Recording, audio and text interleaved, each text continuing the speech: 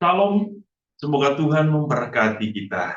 Saudara-saudari, hari ini dalam renungan harian Santapan Jiwaku, gereja merayakan perayaan Hari Raya kelahiran Santo Yohanes Pembaptis. Tentu ini merupakan sebuah perayaan yang sangat istimewa dan kita semua diundang hari ini bersama-sama merenungkan firman Tuhan, dan kita juga mau merenungkan bagaimana misteri kasih Allah bagi keluarga Yohanes Pembaptis, yaitu Zakaria dan Elizabeth. Maka mari, jikalau kita ingin memahami bagaimana cinta Allah, misteri Allah dalam keluarga ini, marilah kita mendengarkan firman Tuhan. Inilah Injil suci menurut Lukas. Pada waktu itu, genaplah bulannya bagi Elizabeth untuk bersalin, dan ia pun melahirkan seorang anak laki-laki.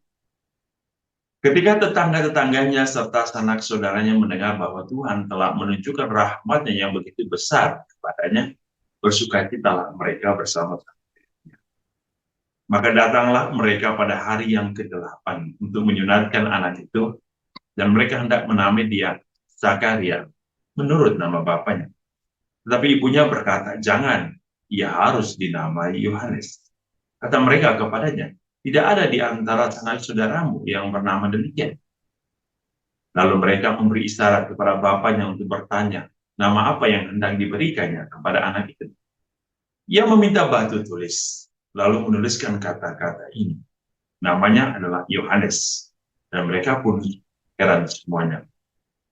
Dan seketika itu juga terbukalah mulutnya dan terlepaslah lidahnya. Lalu ia berkata-kata dan memuji Allah. Maka ketakutanlah semua orang yang tinggal di sekitarnya. Dan segala peristiwa itu menjadi buah tutur di seluruh pegunungan Yudea.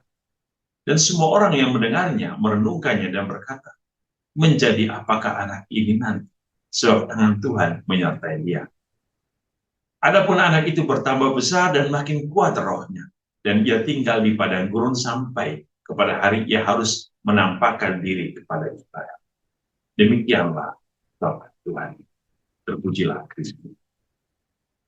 Saudara-saudariku yang dikasihi Tuhan, dalam perayaan Hari Raya kelahiran Santo Yohanes Pembaptis, tentu kita akan melihat kembali ke belakang bagaimana proses sampai Yohanes Pembaptis ini lahir yang kita dengar hari ini. Dikatakan di dalam kitab suci bahwa Zakaria adalah seorang imam yang sangat tekun, ya. Orang yang suci hatinya, orang yang tiada henti-hentinya selalu berdoa di bait Allah, ya. Dan Zakaria bersama istrinya Elizabeth sudah tua, ya.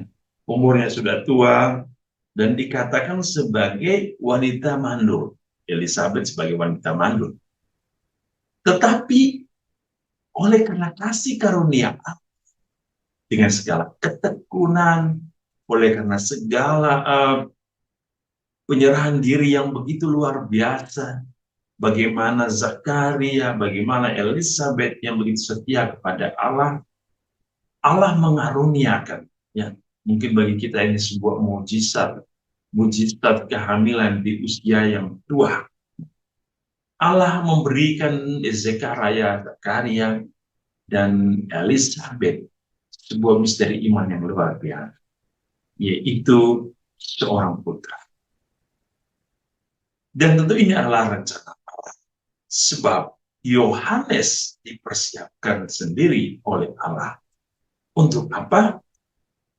Yohanes adalah seseorang yang akan mempersiapkan jalan bagi kedatangan Sang Almas. Dan dalam persiapan itu, Yohanes dengan bimbingan Roh Kudus, ia mewartakan tentang pertobatan. Ia membaptis orang. Agar apa? Agar mereka yang menerima Tuhan menerima dengan hati yang kudus di hadapan Allah. Dan yang menarik, Yohanes adalah seorang nabi transisi. Apa maksudnya? Ia nabi di antara perjanjian lama dan perjanjian baru. Dia ada di tengah. Sehingga ia adalah nabi yang mempersiapkan kedatangan Tuhan. Ini luar biasa. Dan Injil mengatakan dia seorang nabi yang rendah hati. Seorang nabi yang rendah hati. Lalu dari kelahiran hari ini, kita semua bisa merenungkan beberapa poin. Yang pertama, Allah akan setia. Allah akan melimpahkan kasih karunia. Allah akan melimpahkan berkat-Nya yang berlimpah bagi orang-orang yang setia, yang tekun, yang mencari Dia, yang menyerahkan diri kepadanya dan mengandalkan Dia dalam. Itulah kisah Elisabet yang mandul tetapi diberikan karunia oleh Allah untuk mengandung dan melahirkan seorang putra, seorang nabi besar. Kenapa? Allah setia. Allah akan dengan segala kasih, dengan segala berkat, dengan segala kekuasaan akan memberikan yang terbaik untuk orang-orang yang setia. Di waktu yang tepat, tapi melalui suatu proses sebagai usaha dan pengorbanan, kesetiaan dan ketaatan kepada Allah, maka Allah memberikan tempat yang baik. Yang kedua, Allah adalah sumber segala kekuasaan. Dia adalah sumber segala. Tidak ada yang mustahil bagi Allah. Maka kita diajak, saudara-saudara, untuk selalu hanya datang ke Dia. Harus percaya kepadanya. Di luar Dia tidak ada keselamatan. Di luar Dia tidak ada berkat. Orang boleh menyeru nama orang lain, nama sebesar apapun, tidak ada yang sebesar nama Tuhan kita Yesus. Ini sangat luar biasa. Karena Tuhan sudah menunjukkan begitu banyak mujizat ketika Ia berada bersama umat-umatnya, ketika Ia berziarah di dunia ini. Yang ketiga, kita ingin belajar dari keluarga kudus, ya. Keluarga kudus, Zakaria, Elisa, dan mereka adalah orang-orang yang selalu memandang Allah dengan hati yang tulus, hati yang suci, hati yang polos, tentu hati yang menghadap. Mari kita membuat keluarga kita, membentuk keluarga kita sebagai keluarga yang benar-benar dibentuk dalam sebuah persekutuan dengan Allah. Yang keempat, seperti Yohanes yang berarti sebab tangan Tuhan menyertai, kita juga ingin bahwa kita menerima kasih karunia yang besar, bahwa Tuhan akan selalu menyertai dalam kehidupan. Kalau kita setia kepada Allah, kalau kita rendah hati seperti Yohanes.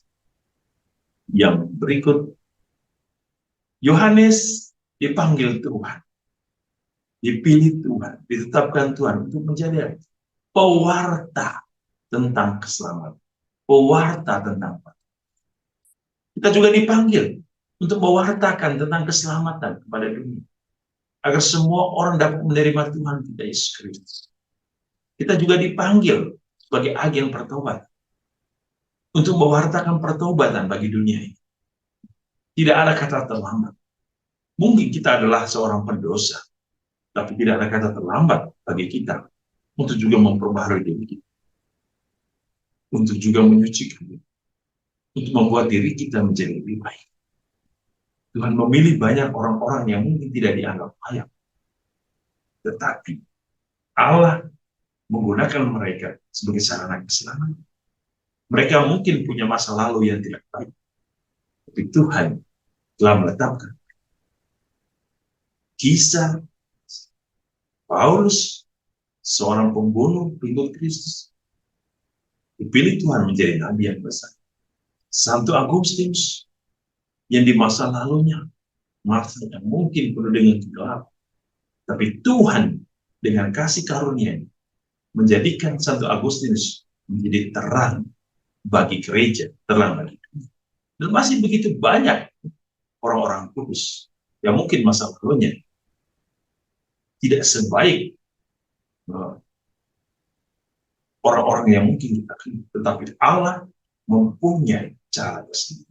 Mari kita juga menjadi agen pertobatan, agen keselamatan, agen pewarta cinta kasih. Semoga melalui kelahiran Santo Yohanes Pembaptis, kita juga dilahirkan baru di dalam roh dan cinta. Tuhan Yesus memberkati kita hari ini dalam seluruh hidup dan hari kita. Dalam nama Bapa dan Putra dan Roh Kudus.